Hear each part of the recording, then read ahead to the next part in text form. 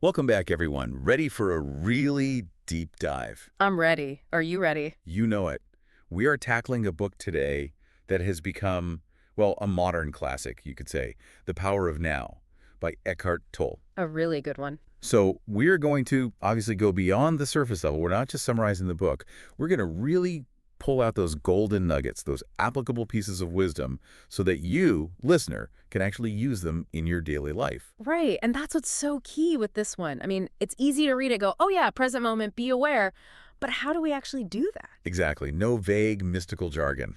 We are going for practical application here. That's what we like. Okay, so this book, it really drives home this idea of being present, which, let's be honest, can sound a bit like a cliche at times. Yeah. Just be present. Like, okay, easier said than done, right? Right. You say that to someone who's like freaking out about something. Right.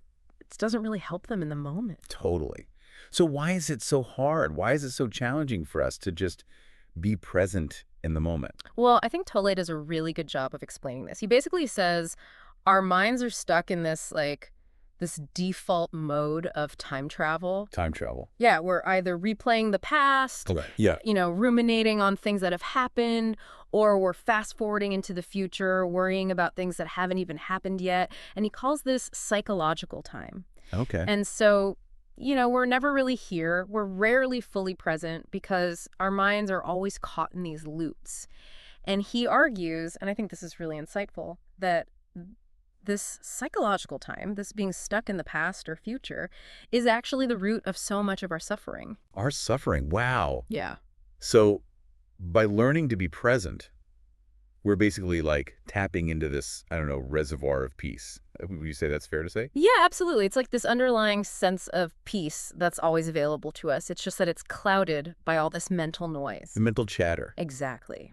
Okay, so how do we hit the brakes on that time machine in our minds? How do we actually become present? Yeah. Because the book does offer some really practical tools for this. It does. And one of them that really stood out to me was this idea of asking yourself a simple question throughout the day. Yes. And this is deceptively simple, but so profound. He talks about pausing at any moment and asking yourself, what is my present moment? Okay, simple enough. Right.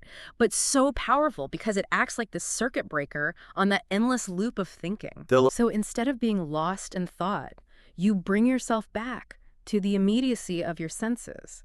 So instead of what just happened or what's going to happen, it's what do I see? What do I hear? What do I feel? What am I smelling? Right here, right now. So it's almost like a grounding technique, bringing you back into your body. It is a grounding technique. Yeah, yeah. Have you found that to be helpful in your own life? I mean, I've tried it, and it's amazing how quickly it can just sort of shift your attention. Absolutely. And, it's not like this magical thing where you're present all the time. It's a practice. Sure. It's like building a muscle. You're not going to go to the gym once and suddenly be ripped. So you practice it. Even just remembering to ask yourself that question a few times a day can make a difference. Yeah, create little pockets of presence. Exactly. Those little pockets can change your whole day. And it's not about suppressing thoughts completely, right? It's not like we're trying to achieve this, like, blank slate of a mind. Right. It's more about changing our relationship to our thoughts. Did you say that's accurate? Absolutely. It's about awareness, not suppression. And this leads us to, I think, one of the most important, core ideas in the book, which is you are not your thoughts. Yes. This was huge for me. This was a total aha moment because it's so easy to get so tangled up in that voice in our heads, that inner critic, and think that that's who we are. Absolutely. But the book is saying, nope, not true. Not at all. It's like, who is that voice talking to?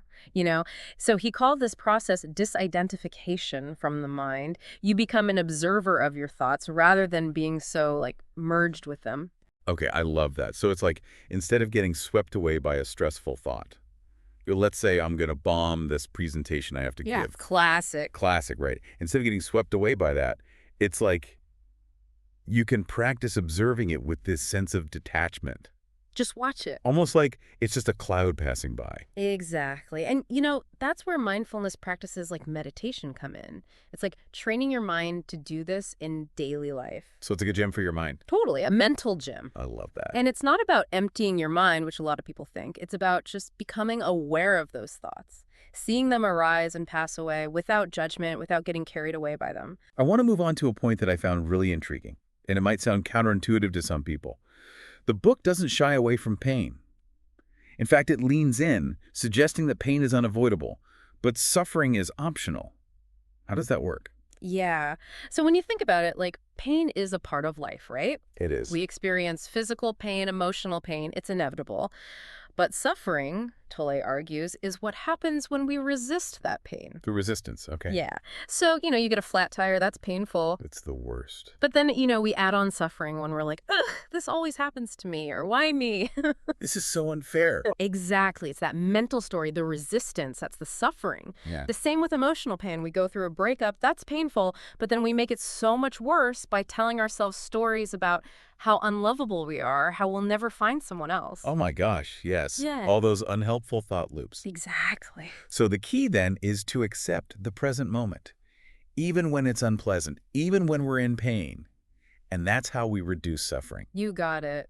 It's about acknowledging the pain, the discomfort, the difficult emotions without judgment. Don't try to push it away.